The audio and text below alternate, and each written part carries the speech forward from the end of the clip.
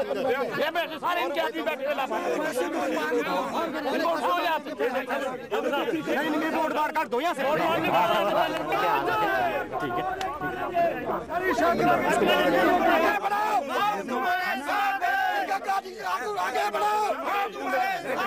देखिए मेरी बात सुनिए, यू आर गवर्नमेंट स्पॉन्सर्ड, ठीक है, गवर्नमेंट का नोटिफिकेशन हुआ, according to that notification we are here, ठीक है, we are local representative from here, इसलिए पहले ये उठाओ, ये बोर्ड सारे उठाओ यहाँ से, लापार्थ वालों को हम नहीं मानेंगे, जितने भी इन्होंने ये बैठे हुए यहाँ इनको सबको उठाओ, लापार्थ वालों को हम नहीं मानेंगे।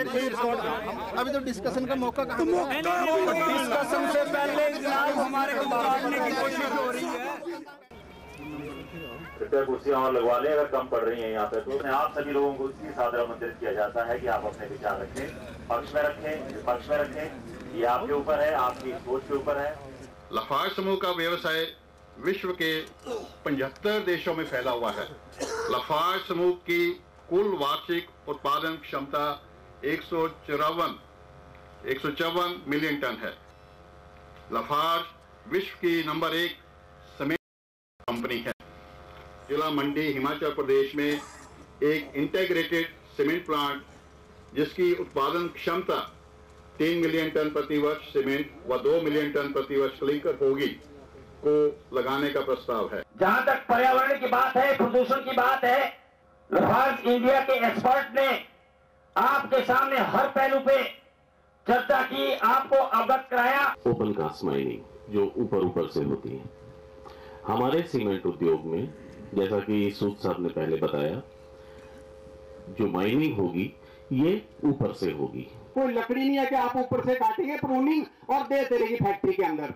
पहले मिट्टी हटाएंगे आप, पहले मिट्टी की वो लगेगी, उसके बाद आप खनन करेंगे। खनन के लिए आपको मशीनों का प्रयोग करना पड़ेगा। मशीनों के प्रयोग से भाई और बहनों को टोपोग्राफी पर कितना असर पड़ेगा। जहाँ अत्याधुनिक संयंत्र प्रयोग किए जाएंगे उसमें प्रदूषण का नाम नहीं रहेगा। ये बेरोजगार नौजवान जो बैठे हैं ये सबसे ज्यादा प्रदूषण है।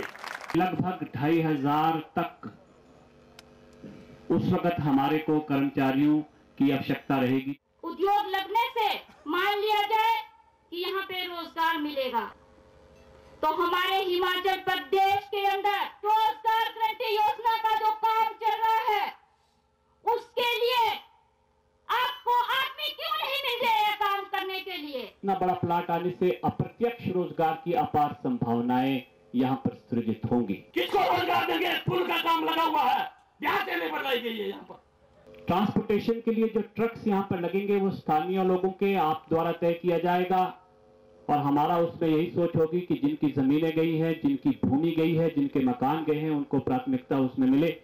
आप जो कह रहे हैं बात की भी ट्रक लगेगा, मैं आज ट्रक लूंगा, या जो भी सामर्थ्य लोग हैं वो ले सकते हैं ट्रक। जो मेरा गरीब भाई अभी अपना घास फूस से या किसी चीज से गुजारा करता है वो ना ट्रक ले पाएगा, ना उसका लड़का यहाँ इंजीनियर लगेगा, ना ये लगेगा।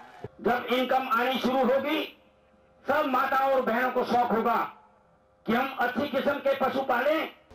मेरे भाइयों बहनों, महिलाओं को क्या फायदा होगा? हमारी महिला बहनें घास लेती हैं, पत्तियां लेती हैं, उससे अपने पशुओं का लालन पालन करती हैं। जब इस डीपीएफ घांगर में सीमेंट उद्योग लगेगा तो वो अपना घास चारा पत्ती कहां से लेंगे? बांध के लाखों वृक्ष है उसमें, क्या गवर्नमेंट इसको कटवाने की परमिशन देगी? एक और हमारे टीडी के राइट्स गवर्नमेंट ने खत्म किए और दूसरी ओर कंपनी के लिए लाखों पेड़ों की बलि। हम प्रदेश सरकार से जानना चाहते हैं क्या नॉन फॉरेस्ट लैंड क्या नॉन फॉरेस्ट पर्पज के लिए यूज की जा सकती है या नहीं? सभी साधन संपन्न गांव में रहते हैं, यहाँ पे कोई भी किसी भी साधन की कोई भी कमी नहीं है। जैसे अलसिंडी गांव की बात है, तिलहन गांव की बात है, वहाँ अनारदाने के इतने बगीचे हैं, उसके बाद वो बैठ के भी पूरी साल खाएंगे, तो यहाँ के लोगों को दूसरी कोई भी कमाई की जरूरत नहीं है। आप देखें कि पिछले 10 सालों में 20 से 25% खेती बाड़ी जो कम हो चुकी है, काफी होती है, वो हो नहीं पा रही है।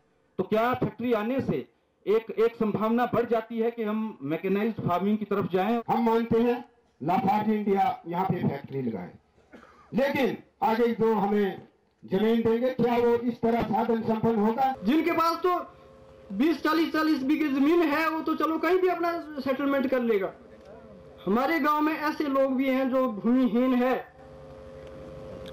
घर है केवल उनका वहां पे, उनके लिए क्या प्लान होगा किसके बारे में अभी तक स्पष्ट करना। तो क्या बस शराब पिलानी और चल भाई लिखिया साइन कर दे। हम लोग चाहते हैं कि विवाद मत पैदा करो। बेरोजगार को वाकई अगर रोजगार मिल रहा है तो किस पैमाने में मिल रहा है, कितने लोगों को मिल रहा है, ये स्पष्ट करे लाफार्ज कंपनी के रहनुमा। ये एफिडेविट दे कि यहाँ पर जो पोल्यूशन बिल्कुल नहीं होगा, या 30% होगा, 20% होगा, कुछ ना कुछ बोले।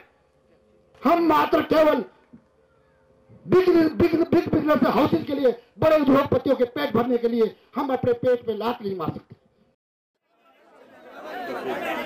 माइक बंद करें इसको। ये बहुत खूबी, जैसा मैंने सुबह भी कहा था, खूबी यही खूबी है, ये हमें और अधिक एनरिच करती है कि हम दूसरे के पक्ष को भी सुन सकें। थोड़ा सा माहौल और जायका होता खराब हो जाता है, लेकिन आप लोग बहुत तादाद में यहाँ उपस्थित हुए हैं, हम इसको कंपाइल करके भेजेंगे। और अगर प्रदूषण फैलता है तो उसके लिए सरकार ने पर्यावरण प्रदूषण बोर्ड कंट्रोल बना रखा है। इनकी जिम्मेवारी है कि उसके जितने भी नियम है उसके हिसाब से देखें।